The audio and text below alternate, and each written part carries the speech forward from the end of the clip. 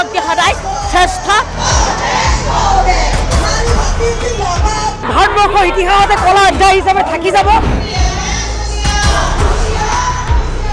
কোনো সাধাৰণ ঘৰৰ মহিলা MP বা MLA হ'ব নোৱাৰে। নিকৃষ্ট মানসিকতা অপমান কৰিছে, বিট্ৰে কৰিছে, ধোকা দিছে। মহিলা সংৰক্ষণ বিধেয়ক বাতিল হোৱাৰ পাছত প্ৰতিবাদত নামিছে বিজেপি কৰ্মী মহিলাসকল আৰু সেইসকল দেখিবলৈ পাইছে এনেধৰণৰ আচলতে আক্ৰোশ যাত্ৰা তেওঁলোকে মহানগৰীৰ ৰাজপথত বাহিৰ কৰিছে আৰু এয়া দেখিবলৈ পাইছে সকলো মহিলা ওলাই আহি আচলতে প্ৰতিবাদ সাব্যস্ত কৰিছে। সমগ্ৰ ভাৰতৰ মহিলাসকল আজি ওলাই আহিছে। তেওঁলোকে বুজি পাইছে যে তেওঁলোকৰ প্ৰতি যি ঐতিহাসিক অপমান কৰা হ'ল, এই অপমান সহ্য নকৰে।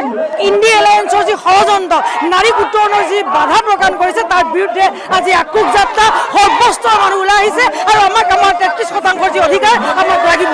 ইণ্ডিয়া এলায়েন্স কংগ্ৰেছে সদায় বিৰোধিতা কৰিছে। 2023 চনত ছাপোৰ্ট কৰিছিলে আৰু 2024 যেতিয়া লাগু কৰা সময় তেতিয়া বিৰোধিতা কৰিছে। এয়া সময়ৰ আহ্বান। নিশ্চিতভাৱে মহিলা শক্তিক ভাৰতীয় জনতা পাৰ্টি NDA চৰকাৰে আগন্তুক দিনত আমি 33% আসন সংৰক্ষণৰ ব্যৱস্থা কৰিম। বিৰোধী দল হ'ল বুলি তেওঁলোকে বিৰোধ কৰাটো কথা নহয়। ভাৰতৰ উন্নয়নৰ ক্ষেত্ৰতো তেওঁলোকে 370 ধাৰা বাতিলৰ সময়ত 3 তালাকৰ নিচিনা সময়ত তেওঁলোকে যি বিৰোধ কৰিছিল, কিন্তু এই ক্ষেত্ৰতে তেওঁলোকে নাৰী শক্তি বিৰোধ কৰি আহিছে। নাৰী শক্তিয়ে আমাৰ অধিকাৰ পাব লাগিব।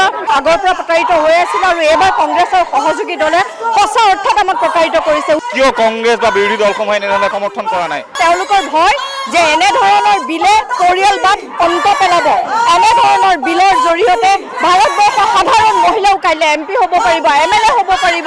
তেওঁলোকৰ সাধাৰণ মহিলাৰ সংখ্যা বাঢ়িব, তেওঁলোকৰ পৰিয়ালবাদ অন্ত পৰিব। সেইটো এটা তেওঁলোকৰ ডাঙৰ ভয়।